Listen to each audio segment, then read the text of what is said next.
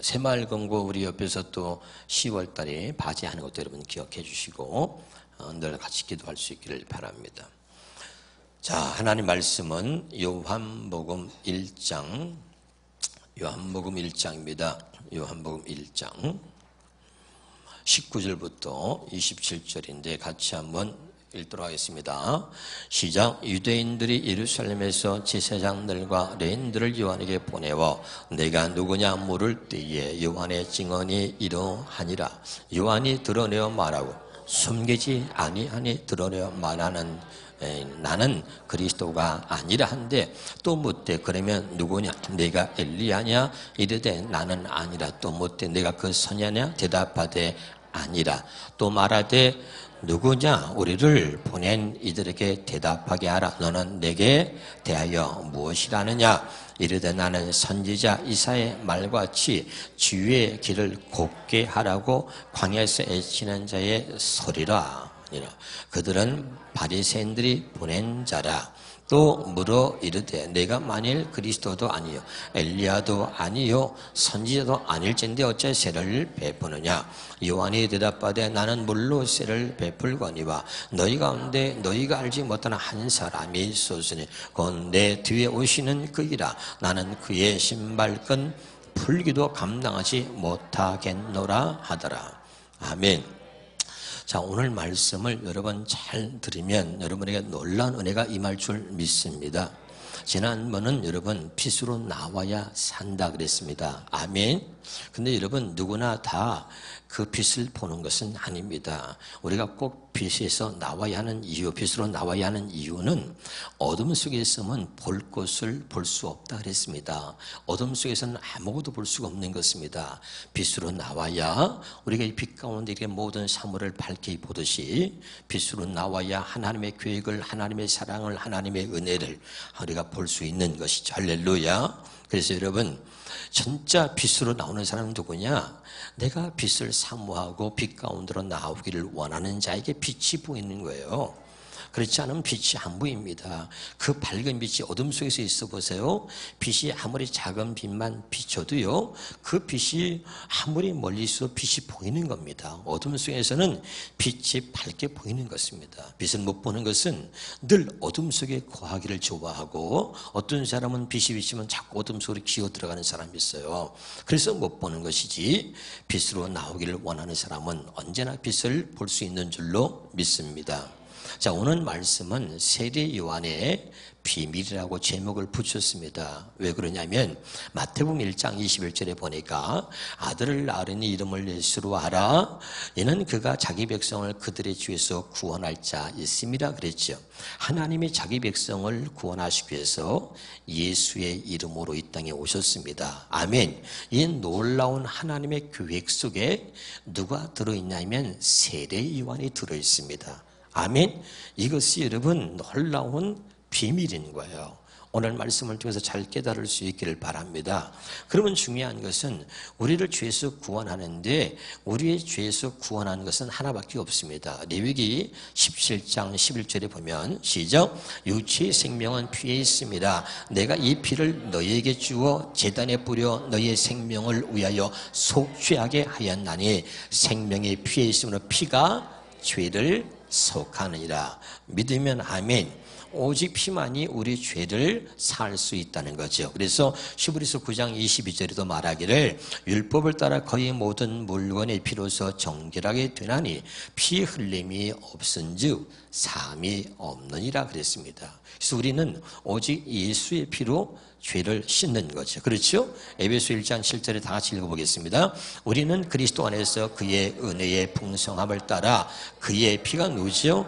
예수 그리스도의 피로 말미암아 속량 곧 죄사함을 받았느니라. 아멘. 그러면 구약의 사람들은 도대체 어떻게 죄를 사함받았나, 어떻게 죄 씻음을 받았나 한번 보겠습니다. 우리가 레위기 4장 32절부터 보겠습니다. 시작. 그가 만일 어린 양을 속죄 제물로 가져오려거든 흠없는 암것을 끌어다가 그 속죄제 제물의 머리에 안수하고, 자 여기 한번 주목합시다. 속죄제 제물의 머리에 뭐 하고요? 안수했다는 데 주목합시다. 그리고 번제물을 잡는 곳에서 속죄물로 잡을 것이요, 제사장은 그 속죄물의 피를 손가락으로 찍어 번제단 뿔들에 바르고 그 피는 전부 제단 밑에 쏟고, 그 다음에 시작, 그 모든 기름을 화목제 어린 양의 기름을 떼는 것 같이 떼내어 제단 위 여호와의 화제물 위에서 불사를 지니 이같이 제사장이 그가 범한 죄에 대하여 그를 위하여 속죄한즉 그가 사함을 받으리라. 구약에는 내가 지은 죄를 짐승에게다가 전가시키는 겁니다. 그래서 짐승의 물에다가 안수하는 거예요. 그 안수한다는 아까 얘기가 나왔죠? 그 안수는 우리의 죄를 짐승에게 전가시켜서 나의 죄를 대신해서 짐승을 죽이는 겁니다. 그리고 그 피를 뿌려서 그 피로 우리 죄를 사함받게 되는 것입니다. 할렐루야. 그러나 그것은 영원한 속죄가 아니라 단 일회성, 단 한 번에 하나님 앞에 나아갈 때 한 번의 속죄를 의미하는 것입니다. 그래서 짐승을 잡았는데 우리는 예수의 피로 영원한 속죄, 우리가 영원히 죄 사함을 받게 된 것입니다.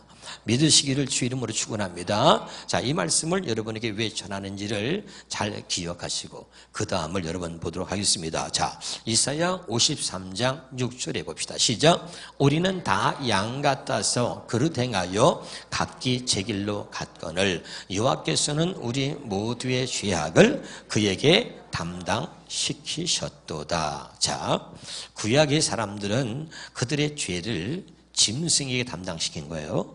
그리고 짐승에게다 안수해서 짐승을 잡아서 그 피를 뿌리고 그 피로 인해서 한 번 죄 사함을 받았던 것입니다. 그러면 자, 우리를 죄에서 구원하시기 위해서 하나님께서는 영원히 우리의 죄를 속죄하시려고 우리의 모든 죄를 예수님에게 담당시키셨다는 거예요. 믿으면 아멘. 그러면 중요한 것은 뭐냐면 우리가 다 아는데도 예수님이 우리의 죄를 위해서 죽으셨다. 이건 다 압니다. 그런데 문제는 뭐냐면 예수님은 죄 없는 몸으로 이 땅에 오셨다는 것입니다. 믿으면 아멘.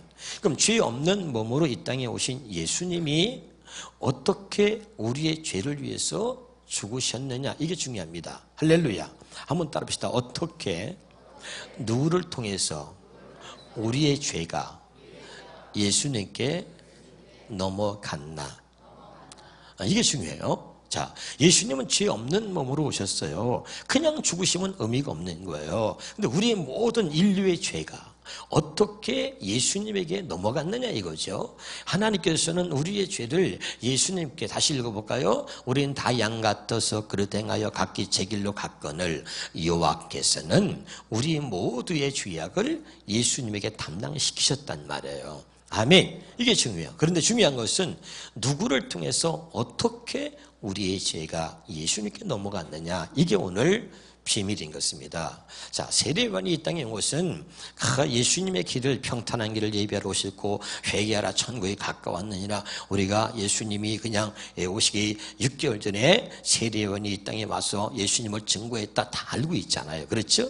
그러나 정말 그 세례요한이 이 땅에 온 진짜 중요한 이유는 바로 오늘 여러분의 말씀하고 있는 오늘 말씀을 잘 들으시면 이제 여러분이 깨닫게 될 줄로 믿습니다. 그래서 요한복음 1장 6절에 봅니다. 시작. 하나님께로부터 보내심을 받은 사람이 있으니 그의 이름은 요한이다. 요한이 누구냐? 제로냐? 하나님이 보내신 자입니다. 아멘. 왜 하나님이 보내셨느냐? 예수님이 오시기 6개월 전에 세례 요한이 먼저 태어났습니다. 근데 세례 요한은 그냥 온 게 아니라 하나님이 보내신 것입니다. 왜 보내셨냐면 이제 그 뒤에 올 예수님에게 우리의 모든 죄를 짊어지게 하시려고 세례 요한을 하나님이 보내셨어. 그 세례 요한을 통해서 우리의 모든 죄를 예수님에게 담당시키시려고. 자, 다시 할게요. 우리의 죄가 누구를 통해서 어떻게 세례 요한에게 넘어가죠? 예수님에게 넘어갔냐면 세례 요한을 통해서 모든 인류의 죄를 하나님께서 예수님에게 또 넘겼다 이 말입니다. 담당시키셨다 그 말이에요. 할렐루야. 자, 우리 한번 같이 보겠습니다. 그러면 세례 요한이 누군가를 먼저 알아야 되는데 누가복음 1장에 보겠습니다. 시작. 유대왕 헤롯 때에 아비야 반열에 제사장 한 사람이 있었으니 이름은 사가랴요 그의 아내는 아론의 자손이니 이름은 엘리사벳이다. 이 말은 뭐냐면 자, 제사장 한 사람이 있었으니 그가 누구냐? 사가랴다. 그러니까 자 보세요. 세례 요한의 아버지가 누구냐? 제사장이란 뜻입니다. 할렐루야. 그러면 이 제사장은 구약의 제사장은 세습입니다. 아버지가 제사장이면 그러면 그 아들도 제사장인 것입니다. 그리고 아론의 자손이니 그의 아내는 아론이 누굽니까? 대제사장입니다. 할렐루야. 그러니까 아론의 자손이니 이름은 엘리사벳이다. 그러니까 제사장의 그 그룹에 그의 후손이 바로 누구냐면 바로 세례 요한입니다. 아멘. 이게 중요합니다. 그래서 이 세례 요한은 마지막 구약에 따진다면 마지막 제사장이라고 할 수 있습니다. 아멘. 자, 이게 중요합니다. 아까 있습니다. 레위기 아까 읽었습니다. 제사장이 안수해가지고 짐승에게다가 안수해서 죄를 전가시키고 할렐루야. 그리고 그 짐승을 잡아서 피를 뿌려서 우리 죄를 사했다는 이야기를 했습니다. 기억나죠? 자, 아무나 하는 게 아니고 잘 들으셔야 됩니다. 그 세례요한이 누구냐? 제사장이라는 사실을 알아야 됩니다. 무슨 말인지 알겠죠? 자, 그래서 사가랴의 아들. 또 한번 보겠습니다. 자, 13절에 천사가 그에게 이르되 사가랴여 무서워하지 말라. 너희의 간구함이 들는지라 내 아내 엘리사벳이 내게 아들을 낳아주니 그 이름을 요한이라 하라. 아멘. 그래서 제사장 사가랴와 엘리사벳을 통해서 둘이 낳은 자녀가 바로 세례 요한입니다. 깨달을 수 있기를 주의 이름으로 축원합니다. 할렐루야. 마태복음 11장 11절에서 13절 볼 때 봅시다. 내가 진실로 너에게 말하노니 여자가 낳은 자 중에 세례 요한보다 큰 이가 일어남이 여기 보세요. 이게 중요해요. 여자가 낳은 자 중에 세례 요한보다 큰 자가 없다는 것은 자, 예수님을 빼고 모든 사람은 하나님 앞에 죄인이죠. 믿으십니까? 네, 모든 사람의 죄를 범하였음에 하나님의 영광에 이르지 못하였다 그랬잖아요. 그렇죠?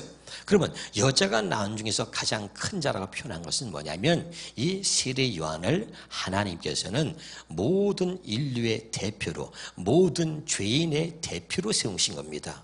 믿으면 아멘. 다시요. 왜? 예수님에게 우리의 죄를 전가시키려고. 할렐루야. 자, 우리의 죄를 우리가 다 일일이 예수님에게 안수해서 우리의 죄가 넘어간다면 이거 어떻게 되겠어요? 그래서 하나님은 세례 요한을 보내셔서 우리의 대표로 인류의 죄 대표로 세례 요한을 세우셔가지고 그 세례 요한에게 예수님을 하여금 예수님에 직접 안수하게 해가지고 그래서 모든 인류의 죄를 예수님께 떠넘기는 역할을 세례 요한을 통해서 하셨다 이 말입니다. 그래서 하나님이 예수님 오시기 6개월 전에 세례 요한을 보내신 겁니다. 믿으면 아멘. 할렐루야. 그러니까 여기서 내가 진실로 너에게 이르노니 여자가 낳은 중에서 세례 요한보다 큰 이가 일어남이 없도다. 이 말은 여자가 낳은 자 중에서 세례 요한이 가장 크다. 이 말은 모든 죄인의 대표라 이 말이에요. 대표성을 지닌 거예요. 이해가 되죠? 자, 그러고 나서 13절입니다. 13절. 자, 시작. 모든 선지자와 율법이 예언한 것은 요한까지니. 자, 여러분, 모든 선지자와 율법이 예언한 것은 요한까지입니다. 율법이 목적이 뭐라 했어요? 죄를 깨닫게 하는 거죠. 두 번째 율법의 목적이 뭐라 그랬죠? 율법은 바로 죄를 깨닫게 해서 우리를 예수께로 인도한다 그랬지 않습니까? 그렇죠? 그러니까 이 요한이 뭐냐면 구약의 마지막 제사장입니다. 그래서 모든 선지와 율법이 예언한 것은 요한까지입니다. 아멘. 그리고 이제 요한이 세례인이 와서 모든 우리의 죄를 깨닫게 했잖아요. 율법을 가지고. 할렐루야. 그리고 우리를 예수께로 인도한다 그랬죠. 할렐루야. 율법의 기능에 대해서 말씀드렸잖아요. 할렐루야. 그리고 이제 요한을 보내서 하나님께서 우리의 모든 인류의 죄를 예수님께 떠넘기는 게 그게 그 세례 요한의 역할인 거야. 거기까지 요한까지니. 그다음부터는 이제 뭐죠? 예수께로 들어가는 거죠. 하나님 나라로 침입한다 그랬잖아요. 그다음부터는 예수께로 들어가는 거예요. 할렐루야. 그다음부터는 예수로 인하여 산다 이 말입니다. 무슨 말씀인지 아시겠죠? 이게 굉장히 중요한 거예요. 이미 다 여러분에게 말씀을 드렸기 때문에 여러분 쉽게 깨닫고 알아들을 줄 믿습니다.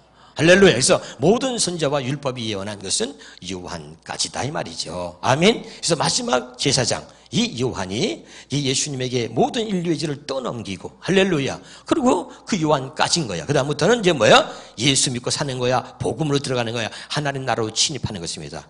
깨달으시기를 주 이름으로 축원합니다. 여기에 놀라운 은혜가 있는 거죠.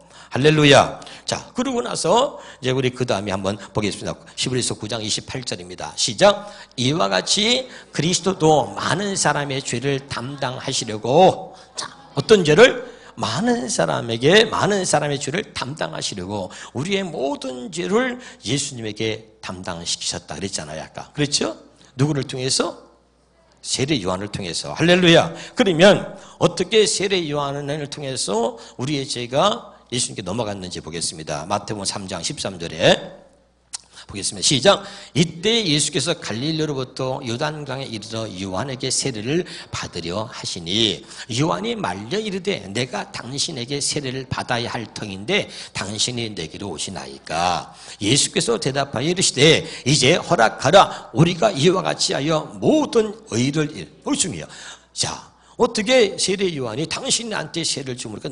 내가 어떻게 당신께 세례를 줍니까? 그랬더니, 자, 세례는 뭐냐면 죽는 거예요. 그러니까 세례를 받으려면 죄인된 세례 요한이 세례를 받아야 되는 거죠. 죄가 없으신 예수님이 받는 게 아니고, 무슨 말인지 알아들어요?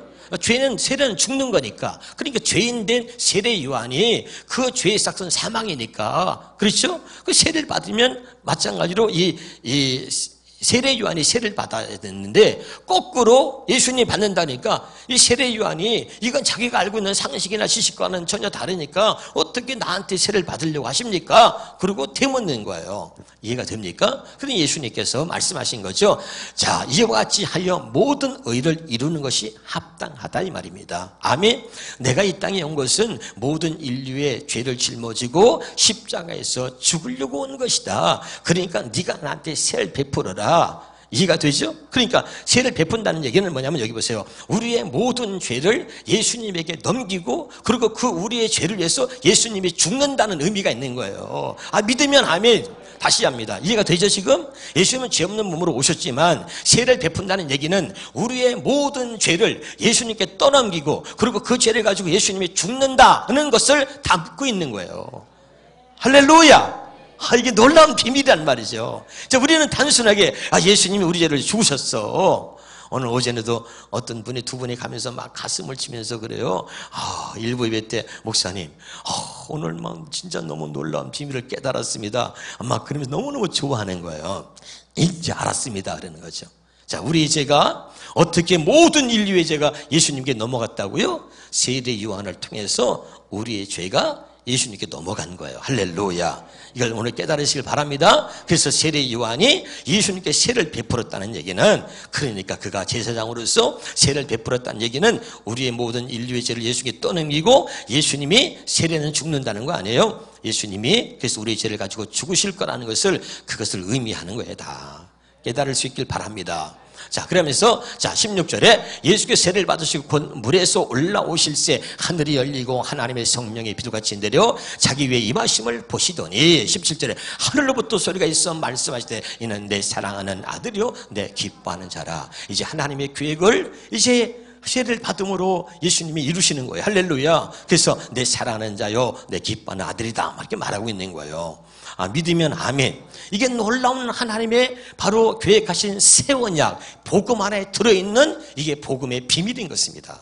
깨달으시기를 주 이름으로 축원합니다. 할렐루야. 자, 그러고 나서 이제 보겠습니다. 요한복음 1장 29절에 보겠습니다. 요한복음 1장 29절입니다. 시작. 이튿날 요한이 예수께서 자기에게 나오심을 보고 이르되 보라 세상 죄를 지고 가는 그 이튿날이 뭐냐면 세례를 받고 나서 그 이튿날을 말하는 것입니다. 그 이튿날 예수께서 자기에게 나오심을 보고 이르되 보라 세상 죄를 지고 가는 하나님의 어린 양이로다. 이제 모든 인류의 죄를 짊어진 겁니다.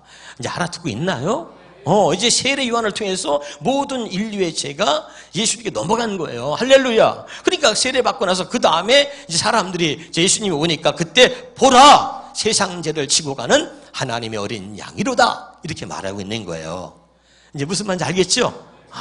굉장한 겁니다, 여러분. 할렐루야. 자, 그러면 이제 세례가 좀 더 여러분 이해를 돕기 위해서 구체적으로 말해 볼게요. 골로새서 2장 시작. 너희가 세례로 그리스도와 함께 장사되고, 세례는 뭐죠? 그리스도와 함께 자, 우리의 죄가 예수께 넘어갔습니다. 우리가 예수님께서 우리의 죄를 대신해서 죽으셨다는 걸 알아요. 그런데 그게 예수만 죽은 것이 아니라 우리의 죄가 넘어갔으니까 예수가 죽음으로 그것은 우리가 죽은 겁니다. 아멘. 그러니까 예수님이 나의 죄를 위해서 죽으셨다, 그리고 예수님이 죽으셨을 때 그때 나도 함께 죽었다라고 믿는 자들에게 세례를 주는 거야. 그러니까 세례는 죽었다는 뜻이라 그랬잖아요. 그래서 그리스도와 함께 장사했다, 그리스도와 함께 죽었다, 나는 그리스도와 함께 죽었다라고 고백하는 자들에게 세례를 주는 겁니다.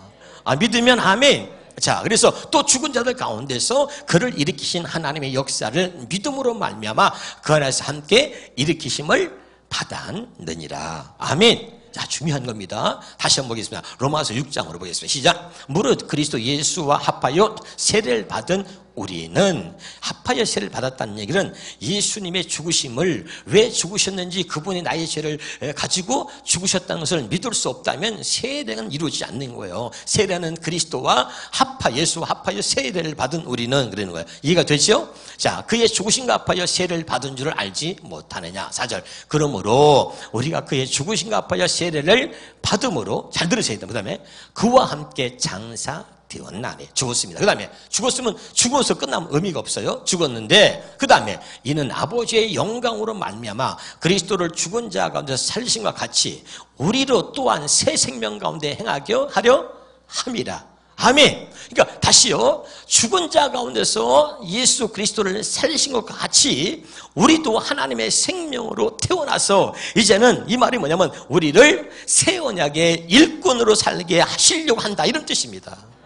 믿으면 아멘. 이게 굉장히 중요한 거예요. 그러니까 새 언약 안에 이 복음의 비밀이 들어있는 것입니다. 그러니까 우리가 새 언약의 일꾼으로 우리를 살게 하시려고, 그 말이 새 언약이 뭡니까? 하나님의 생명과 하나님의 마음을 우리에게 주어서 그 하나님의 생명과 하나님의 마음으로 우리를 살게 하시려고 한다는 거죠. 믿으면 아멘. 그래서 그리스도와 함께 장사되어진 자들을 하나님의 주님의 부활과 함께 다시 일으켜 세우셔서 하나님의 생명으로 거듭나게 하셔서 새 언약의 일꾼으로 주의 음성을 듣고 우리 마음 안에서, 우리 안에서 성령께서 말씀하시는 성령의 가르침을 받고 살아가는 새 언약의 일꾼으로 우리를 세우시려고 주님이 이 땅에 오셔서 지금 이런 일들을 다 이루신 것입니다.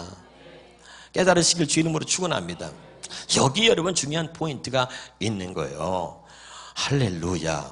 다시요, 오늘 너무 중요한 것입니다. 하나님이 구원의 계획 속에 누가 있었냐면 세례 요한이 있었단 말이죠.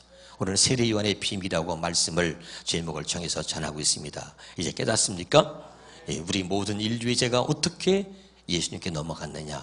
하나님이 세례 요한을 하나님이 보내셔서 이 세례 요한을 통해서 그는 마지막 제사장의 역할을 세례 요한이 했다, 이 말입니다. 아멘. 그래서 모든 인류의 죄를 다 예수님께 떠넘기는 마지막 제사장 역할을 세례 요한이 한 것입니다. 믿으면 아멘. 인류의 대표로서. 할렐루야. 그래서 우리의 죄가 예수님께 넘어갔고, 그리고 예수님은 그 죄를 짊어지시고 십자가에서 죽으신 것입니다. 그리고 3일 만에 부활하셨고, 그분의 부활함과 동시에 우리도 하나님의 생명으로 다시 이제 거듭나게 된 것입니다. 할렐루야. 그래서 이제 하나님의 생명은 뭐예요? 하나님의 음성을 듣고 사는 생명입니다. 요한복음 10장 27절에 내 양은 내 음성을 들으며 그랬잖아요. 그렇죠? 자, 다시요. 자, 문제는 뭐냐면 우리가 이제 이렇게 놀라운 하나님의 은혜로 하나님의 자녀, 하나님의 백성, 하나님의 생명으로 거듭난 자가 된 것입니다. 그런데 아직도 이 사실을 믿지 못하기 때문에 우리의 신앙생활이 자꾸 힘들어지고 있는 것입니다. 깨달으시길 바랍니다. 하나님의 생명으로 거듭난 사람들은 이제 하나님 말씀을 이루고 사는 것입니다. 하나님의 생명으로 거듭난 사람들은 성령의 가르침을 받아 사는 것입니다. 그것이 바로 새 언약의 일꾼인 것입니다. 할렐루야. 이제 우리 모두가 다 정말 하나님의 뜻대로 하나님께서 우리를 새 언약의 일꾼 삼으시려고 하나님의 계획하신 뜻대로 이제 예수님이 오셨고, 그리고 이제 우리가 하나님의 생명으로 거듭난 내 안에서 말씀하신 성령의 음성을 듣고 사는 새 언약의 일꾼이 된 것입니다. 기뻐하면서 여러분 이제는 성령의 가르침과 성령의 음성을 듣고 살아가는 새 언약의 일꾼이 될 수 있기를 주 이름으로 축원합니다. 기도하겠습니다.